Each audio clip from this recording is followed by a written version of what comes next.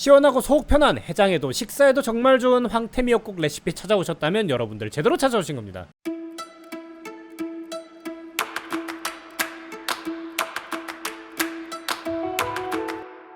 안녕하세요, 파코씨입니다. 오늘 소개할 간단한 국 레시피는 미역국에 소고기 대신 황태를 넣어 시원하게 드실 수 있는 황태 미역국입니다. 황태로 미역국을 끓이면 해장이나 기름지지 않은 간단한 국 식사로 정말 좋은데요, 만드는 방법도 정말 간단하고 원하는 만큼 양을 조절해 끓일 수 있어 알아두시면 정말 좋은 레시피입니다. 자, 그럼 어떤 레시피인지 바로 한번 알아보겠습니다. 재료는 아래 동영상 설명과 블로그 링크에서 확인하실 수 있고요, 레시피도 마찬가지로 아래 동영상 설명과 블로그 링크에서 확인하실 수 있습니다. 먼저 재료 확인해 보겠습니다. 일단 저는 황태채나 미역이나 요즘 마트에서 흔히 파는 소포장된 제품을 구매했는데요, 이 두 재료만 물에 미리 불려서 준비해 주시면 되고 나머지는 크게 준비할 게 없습니다. 여기에 연두 같은 요리 에센스와 약간의 된장 추천드리는데요, 연두는 약간 심심할 수 있는 국의 감칠맛을, 된장은 황태에서 간혹 날 수 있는 잡내를 잡는 데 쓰시면 좋으니 취향에 따라 준비해 주시면 됩니다. 자, 그럼 재료 준비해 보겠습니다. 앞서 황태채 35g은 흐르는 물에 한번 살짝 씻어 미리 불려 주었는데요, 위생장갑을 끼우시고 잘게 찢어 주시기만 하면 됩니다. 요즘은 아예 손질까지 다 끝난 황태채도 팔고 있으니 적절한 걸 구매해서 편하게 활용하시면 좋고요. 보통 황태 불린 물은 버리긴 하는데요, 저는 국이 조금 탁해지긴 해도 황태 맛을 더 내고 싶다면 황태 불린 물을 조금 사용하기도 합니다. 가시나 건더기가 있다면 한번 걸러주시면 되고요, 해장용으로 만들 땐 이렇게 만드는 게 좋더라고요. 미역도 적당히 물기를 털어 준비해 주시면 됩니다. 미역도 요즘은 자른 미역이라고 해서 간편하게 쓸 수 있는 게 있으니 취향에 맞게 준비해 주시면 됩니다. 자, 그럼 재료 준비 이렇게 금방 끝납니다. 황태 불린 물은 어디까지나 취향이니까 황태채만 사용하셔도 충분하다는 점, 이 부분만 기억해주세요. 그럼 바로 조리 들어가 보겠습니다. 일단 적당한 국냄비에 참기름 한 큰술 반 두른 후 약불로 살짝만 가열해 주시고요, 잘게 찢은 황태에 물기를 꽉 짜서 넣고 타지 않도록 빠르게 볶아줍니다. 참고로 황태채는 쉽게 들러붙기 때문에 불은 키우지 마시고 약불에서 참기름을 잘 버무려 주듯 한번 섞어주시고 그 다음에 볶으시면 됩니다. 황태채가 금방 참기름을 먹고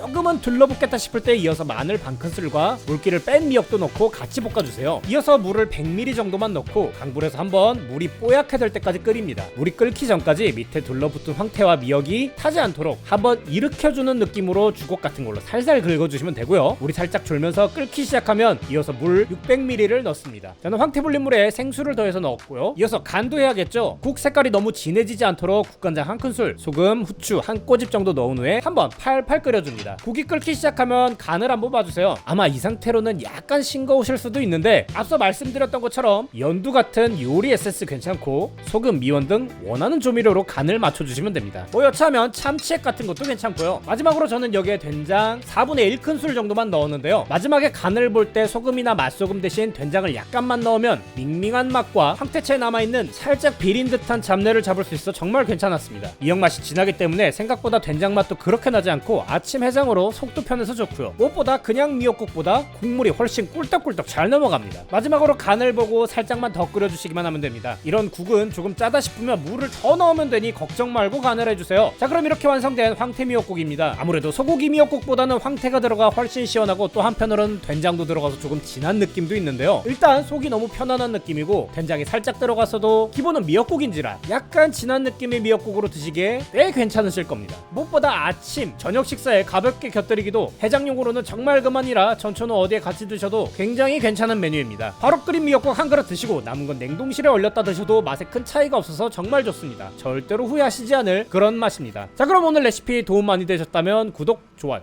꼭 부탁드리고요, 오늘도 맛있는 하루 되시길 바랍니다.